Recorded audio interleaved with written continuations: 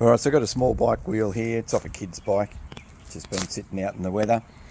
And just in here, there's bearings in here. Now this is just a bit tight, a bit lumpy. So I'm going to pull it apart and I'll show you how to fix these bearings. So what we're going to do, there's a cone nut underneath there and a lock nut here. So we have to get a spanner on the bottom one in there and we'll undo this. And then the axle should come out. So I'll show you once it's done. Alright, so let me show you these. These are little ball bearings, and once you start getting these cones nuts here loose, all the little ball bearings that are in here, they just fall out. So make sure you collect them. So I've collected them all in here, and there you can take, I've got the lock nut off, so now you can take the whole thing off. And once you screw this off, then you can take the whole axle out. So I'm going to clean that up. We'll repack it with grease and put these back on.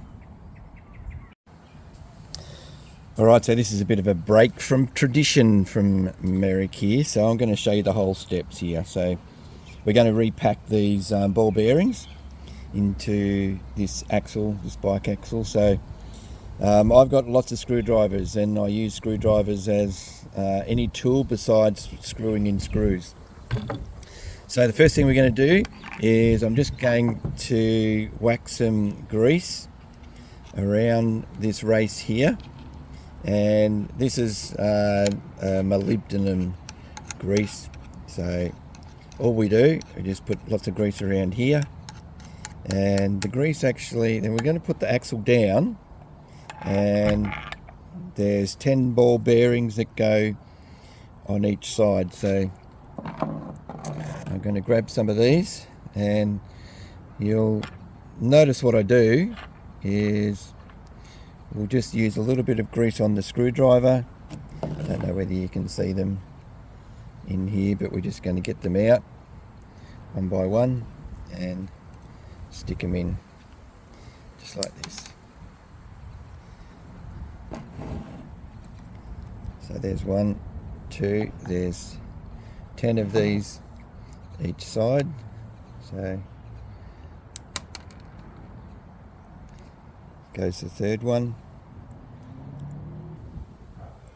Alright, so here goes the last one. So we're just going to put it in, and you just slide this down, and we'll turn it over, and we'll do the same thing on the other side. I haven't got the cone nut on yet, but we'll put them in. So load up your screwdriver with a bit of grease, and I'll fill all these in. Alright, so here's number 10 in for this side. So we've got them all in, and I'll whack a bit more grease on.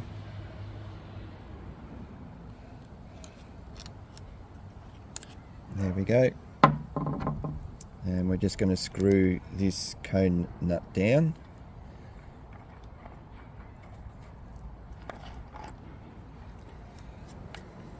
You've got to make sure that all your ball bearings stay in the race.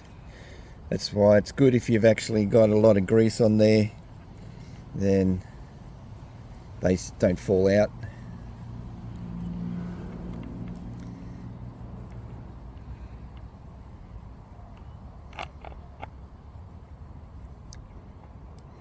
Make sure they're all bedded in nicely.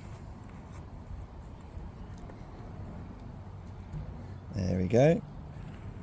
And just hold it and give it a spin. And what you want to do is you want to make sure that the axle doesn't wobble. It's got a little bit of wobble in this. You can feel a little bit of play.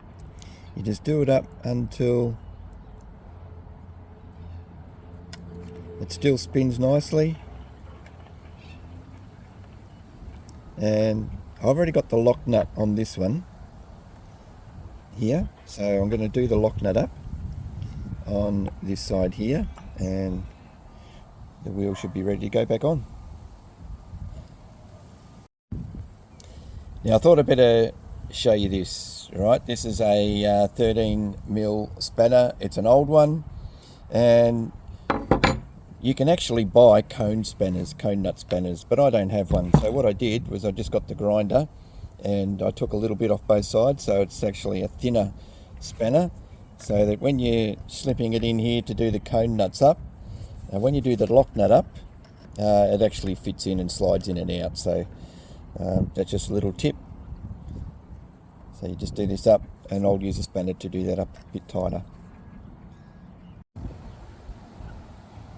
So we've got this all adjusted right now, and I've tightened up the lock nuts. So if you just hold it, you can spin it around and it should spin pretty freely, and there shouldn't be any wobble in the axle here. Well, there's a slight bit of play in this one. I'd say it's just worn out just a little bit, but any tighter and it jams. That one just spins freely now, so we'll lock it back on the bike. There you go, job done.